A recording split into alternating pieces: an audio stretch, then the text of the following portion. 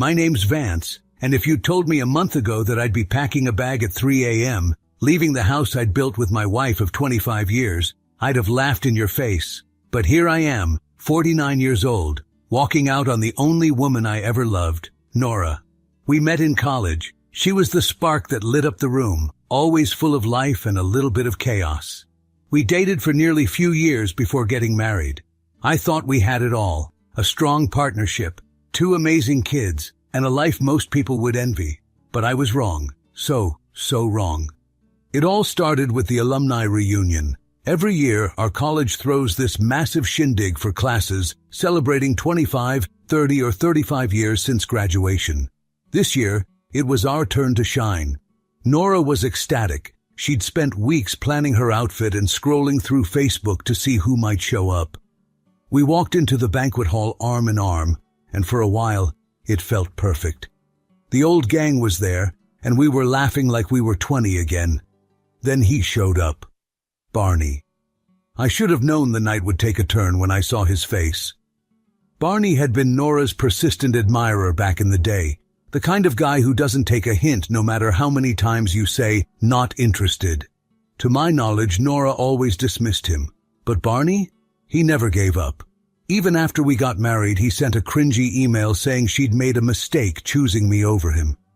So there he was, 25 years later, grinning like he owned the place. He walked up to us, arms open wide like we were old buddies. "Vance, Nora, wow, look at you two, still together after all these years," he said, his voice dripping with fake warmth. "Nora, you haven't aged a day," she laughed nervously. "Barney, it's been ages. How are you?" And just like that, the night began to unravel. I should have seen it coming, but hindsight's 20/20, right? Barney slid into our group like he belonged there, chatting up everyone and laughing at his own jokes. I kept my cool at first. Hell, I even cracked a few jokes myself. But then I noticed how his eyes kept darting back to Nora. It wasn't subtle either. At one point, while I was talking to a friend, I caught him leaning in a little too close to her. She laughed at something he said, and I swear I felt my stomach twist. Not jealousy exactly, but a gut instinct that something was off. After dinner, we moved to the dance floor. The band was playing throwback hits, and everyone was cutting loose. Nora dragged me out for a slow dance, and for a moment, it felt like old times. Her head on my shoulder, my arms around her. It was like the rest of the world disappeared. But then Barney showed up again. "Mind if I cut in?" he asked, grinning like a kid who just got away with stealing cookies. I was about to say no, but Nora smiled and said, "Of course, Vance won't mind." Before I could protest, she was in his arms, laughing at something he whispered in her ear. I watched them for a minute, trying to tell myself it was nothing, but it didn't feel like nothing. The way she smiled at him, it wasn't the polite, "I'm humoring you" smile. It was softer, warmer. When the song ended, I pulled Nora aside. "What the hell was that?" I asked, trying to keep my voice steady. "What do you mean?" she replied, tilting her head like I was the one being unreasonable. "You let Barney waltz in like he's your prom date," I said, my frustration bubbling over. "You know how he used to feel about you. Hell, he made it obvious back then, and now he's doing it again." Nora rolled her eyes. "Vance, you're overreacting. He's just being friendly. It's been decades. I think we can all move on, don't you?" I wanted to push back, but something in her tone stopped me. She sounded defensive, sure, but there was also something else, something I couldn't quite put my finger on. "Fine," I muttered. "Let's just get through the night." I tried to shake it off, but the knot in my stomach didn't go away, especially not when I saw Nora and Barney talking again later, heads close together, as if the rest of the party didn't exist. The rest of the night was a blur of forced smiles and awkward small talk. I tried to lose myself in conversations with old friends, but my eyes kept drifting back to Nora and Barney. They weren't dancing anymore, just standing off to the side, deep in conversation. Occasionally she'd laugh at something he said, that same soft laugh that used to be just for me. After a while, I couldn't take it. I decided to step outside for some air. The cool night breeze hit my face, grounding me a little. I leaned against the railing, staring out into the darkness, trying to convince myself that I was overthinking things. Maybe it was just nostalgia, old friends catching up, nothing more. But then I saw them. Through the large windows of the banquet hall, I caught a glimpse of Nora and Barney slipping out through a side door. My heart dropped. I didn't want to believe what I was seeing, but my feet were already moving. I followed at a distance, careful not to be seen. They walked across the college lawn, the same place where we'd shared so many memories during our time there. I kept my distance, watching as Barney leaned in closer, his hand brushing against hers. She didn't pull away. Unbelievable, I muttered under my breath. My chest tightened as I turned and walked back toward the building, not sure what to do next. I wanted to confront them, but a part of me wasn't ready to hear whatever excuse Nora might have. When I got back inside, I decided to keep my head down for the rest of the night. I avoided Nora and Barney, sticking with friends who were too drunk or too distracted to notice anything was wrong. Eventually, Nora reappeared, looking flustered. Her hair was slightly out of place, and there was a strange, distant look in her eyes. "Ready to go?" she asked, her voice quieter than usual. "Sure," I said, keeping my tone flat. I didn't want to have this conversation here in front of everyone. The car ride home was silent. Nora stared out the window, and I gripped the wheel so tightly my knuckles turned white. When we got home, she headed straight to bed without a word. I sat in the living room staring at the clock, my mind racing with 100 questions. At around 2 a.m., she came downstairs. Her face was pale, her eyes red and puffy. She sat down next to me on the couch, and for a moment, neither of us said anything. "I have to tell you something," she finally whispered. I stared at her, my heart pounding. I didn't say anything, didn't try to make it easier for her. She shifted uncomfortably, twisting her wedding ring around her finger. "Vance," she began, her voice shaky. "I don't even know where to start." "How about the truth?" I said, my tone sharper than I intended. "That seems like a good place." She winced, and for a moment I thought she might back out. But then she took a deep breath and looked me in the eyes. "I made a mistake," she said, her voice cracking. "Tonight, I let things go too far with Barney." The words hit me like a freight train. I felt like the air had been sucked out of the room. "Too far?" I repeated, my voice low and dangerous. "What does that mean, Nora?" Tears welled up in her eyes. "We kissed," she admitted, barely above a whisper. "It didn't mean anything, Vance. I was caught up in the moment, in the nostalgia." I stood up, unable to sit still. "It didn't mean anything?" I repeated, pacing the room. "You disappear with Barney, the guy who's been obsessed with you for decades, and now you're telling me it didn't mean anything? Are you kidding me?" She broke down, sobbing into her hands. "I'm so sorry, Vance," she choked out. "I didn't plan for this to happen. I love you. Please, you have to believe me." I stopped pacing and stared at her, my mind racing. This woman, the woman I'd loved, trusted, and built a life with, had betrayed me. And she was sitting there, crying and begging for forgiveness, like that would erase what she'd done. "I need some air," I said, grabbing my coat. I couldn't look at her anymore. The weight of her confession was too much. "Don't wait up." I drove aimlessly for hours, the city lights blurring as my mind replayed the events of the night. I kept asking myself how we'd gotten here. How had the woman I'd loved for 25 years ended up in the arms of another man? By the time I got home, the sun was starting to rise. Nora was asleep on the couch, clutching a blanket like it was the only thing holding her together. I stood there for a moment, watching her, trying to remember the last time I'd felt like I really knew her. But all I could see was Barney's smug grin and the way she'd looked at him on the dance floor. I knew then that things would never be the same. Before you find out what happens next, please subscribe to the channel. The next morning, I dragged myself into the kitchen, running on nothing but anger and caffeine. Nora was already there, sitting at the table, staring into her coffee like it held the answers to the universe. "We need to talk," I said, dropping into the chair across from her. She looked up, her face pale, her eyes swollen from crying. "I know," she whispered. "Why, Nora?" I asked, my voice tight. Why Barney? Of all people, why him? She sighed, her hands trembling slightly as she fiddled with her wedding ring.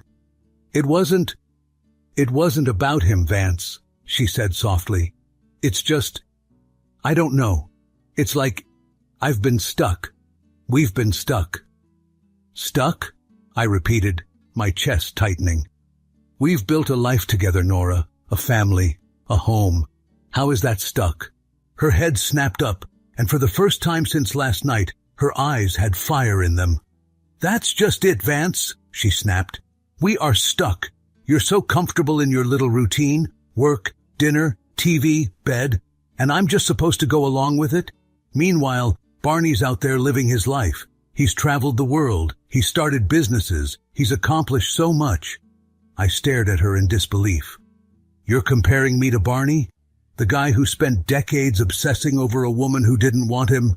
That's your benchmark for success? Her face twisted into a sneer.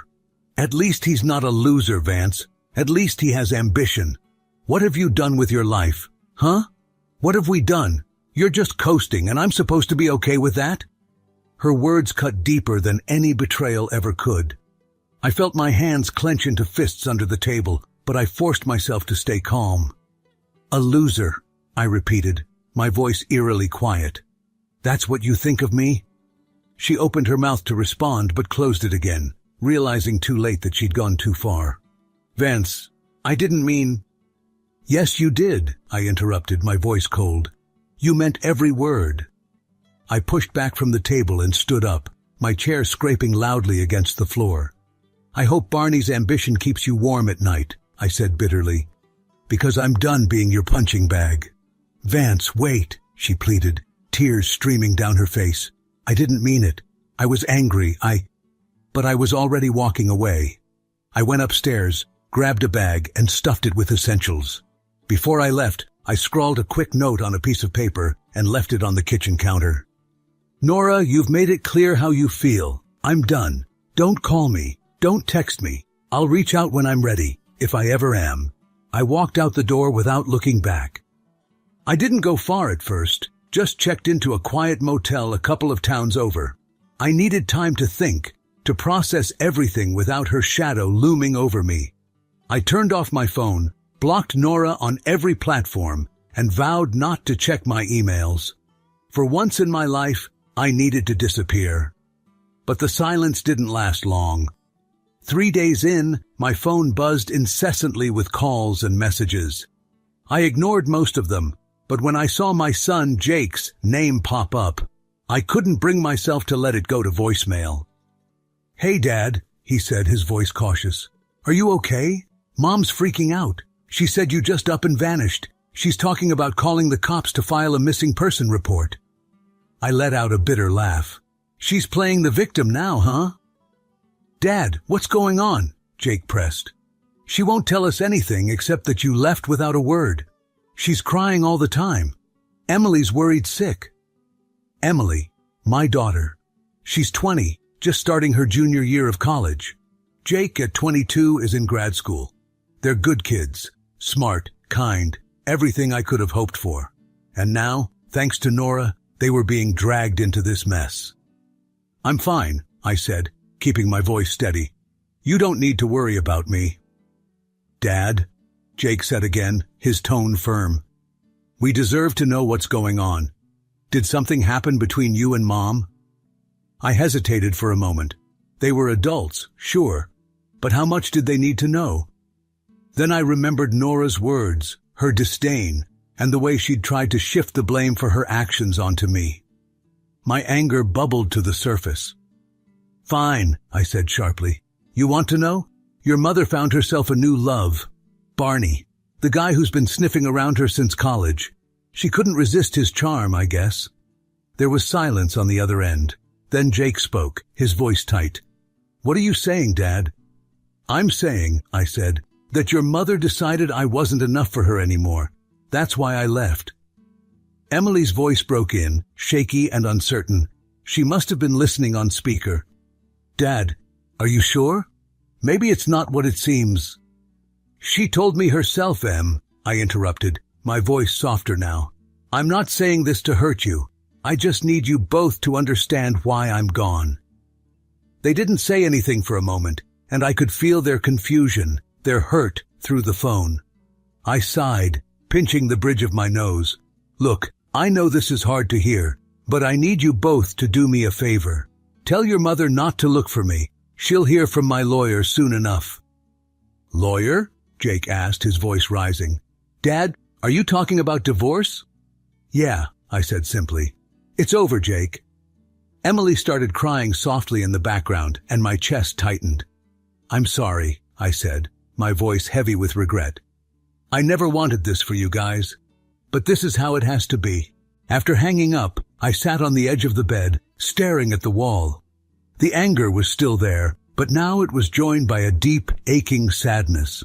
I hated that my kids had to be dragged into this, but there was no way around it. They deserved to know the truth. The next day, I made an appointment with a divorce lawyer. I spent hours poring over paperwork, outlining everything, our assets, the years we'd spent together, and what needed to be done to split it all. As I signed the initial documents, a strange sense of finality settled over me. This was really happening. I sent Nora a final message through the lawyer. "From now on, all communication goes through my attorney. Don't contact me directly." It was harsh, but necessary. I wasn't ready to face her again, and I doubted I ever would be. A month later, the day of the hearing arrived. The courtroom was small and sterile, the kind of place that made even the simplest legal proceedings feel monumental. Nora sat at the opposite end of the table, her head held high, her expression a careful mask of neutrality. She didn't look at me, not even once. I wasn't sure what I expected. Tears, an apology, maybe even one last attempt to patch things up. But no, if she felt anything at all, she hid it well. Her silence spoke volumes. The proceedings were straightforward. I'd made it clear from the start that I wasn't out for revenge. I wanted a fair split, half the money from our accounts and a portion of the value of the house. Nora could keep the house itself, along with all the furniture, the memories, and the life we'd built there. I didn't want it anymore. The judge signed off on the agreement without much fuss. In less than an hour, it was over. The gavel came down, and just like that, 25 years of marriage were reduced to a few sheets of paper. As we walked out of the courtroom, I stopped in the hallway, waiting to see if she'd say anything. She glanced at me briefly, her eyes cold and distant, before walking away without a word. No goodbye, no closure, just silence. The first thing I did after the divorce was finalized was book a flight. I needed to get away, far away from everything that reminded me of Nora, Barney, and the life I thought I had. With the money from the settlement, I had enough to travel comfortably for a while. I spent the next 2 months hopping between countries. Italy, Japan, New Zealand, anywhere that felt as far removed from home as possible. I explored ancient ruins, hiked through stunning landscapes, and ate meals that made me forget, if only for a moment, how bitter everything tasted back home. But no matter where I went, her words followed me. Loser. That single word echoed in my head every time I looked in the mirror. I tried to push it away, to remind myself of everything I'd accomplished, my career, my kids, the life I'd built, but the anger wouldn't let go. One rainy afternoon in Paris, I got a call from Emily. "Dad, when are you coming back?" she asked, her voice warm but tinged with concern. "Soon," I promised. "Why? What's up?" I want to see you," she said hesitantly. "Can we meet when you're back?" "Of course," I said, my heart softening at the thought of my little girl. "I'll let you know when I land." 2 weeks later, I was sitting across from her in a cozy little cafe downtown. "Dad," she said, smiling as she gave me a hug. "You look good." "Thanks, kiddo," I said, pulling out a chair for her. "You're not looking too shabby yourself." She laughed, setting her things down and ordering a latte. Once the server left, she leaned in. "So, how's life? Traveling the world? Eating great food? Must be rough." I grinned. "It's been good for me. I needed to get away, clear my head. I've hiked mountains, walked through ancient cities, and eaten things I can't even pronounce. It's been freeing. Emily smiled, but there was something behind her eyes, a hesitation, like she was working up to something. I'm glad you're doing okay, she said softly. You deserve it. And you? I asked, tilting my head. How's school, work, life? She shrugged. Busy, but good. School's intense, and I'm interning at a nonprofit now, so that keeps me on my toes. She hesitated, then added, Mom's not doing great. I raised an eyebrow. Oh? Emily glanced down at her cup, swirling the foam with her spoon. She's kind of a mess, Dad. I don't think she's really bounced back from the divorce. And she paused, her voice dropping. I wasn't sure if I should tell you this, but, well, you might want to hear it. I leaned forward, my curiosity piqued. What is it? Emily sighed, clearly trying to choose her words carefully. A while back I overheard Mom talking to one of her friends. They didn't know I was home. I wasn't trying to eavesdrop, but they were loud. And? I prompted, my stomach tightening. She hesitated, then said, She started dating Barney after the divorce. I froze, my coffee cup halfway to my mouth. You're kidding. Emily shook her head. Nope, but it didn't last. Apparently Barney, well, he used her, Dad. He just wanted to sleep with her, and once he got what he wanted, he dumped her. I set my cup down, my hand trembling slightly. He what? Emily nodded, her expression a mix of pity and disgust. She told her friend that he basically admitted he only wanted her to prove a point, that he could have her after all these years. Like it was some kind of sick revenge for her rejecting him in college. He strung her along just long enough to get what he wanted, and then he ghosted her. I leaned back in my chair, letting her words sink in. Barney had won. He'd destroyed my marriage, humiliated Nora, and walked away without a scratch. A bitter laugh escaped me. That's something, I muttered, shaking my head. Emily reached across the table and touched my hand. I know it's a lot to process. I just thought you should know. I nodded, my mind spinning. Thanks for telling me, Em.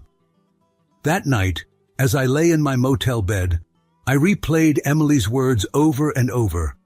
Barney had orchestrated the perfect betrayal. He'd torn apart my family and reduced Nora to a shadow of the woman I once loved. And for what? To settle an old score? It wasn't just the cruelty of his actions that got to me. It was the irony. Nora, a grown woman, a supposedly intelligent and capable partner, had let herself be swept up by a man who was practically a caricature of every red flag in the book. She'd fallen for his flattery, his empty promises, and his false charm. And now, here we were, a broken family, a shattered home. And Nora? She was left with nothing but regret and the knowledge that she'd been played. As much as I wanted to stay angry, to blame Barney for everything, I couldn't ignore the truth. Nora had made her choices. She wasn't some naive girl who didn't know better. She was a 48-year-old woman who let herself be taken in by a fantasy. Barney may have lit the match, but Nora handed him the lighter. In the end, he won. But as I stared at the ceiling, I realized something. I didn't care. Let Barney have his twisted victory. Let Nora live with the consequences of her decisions. I was done carrying the weight of their mess. For the first time in months, I felt a strange sense of peace. This wasn't my battle anymore. If you enjoyed the story, please subscribe to the channel. I wish you a great mood and good luck.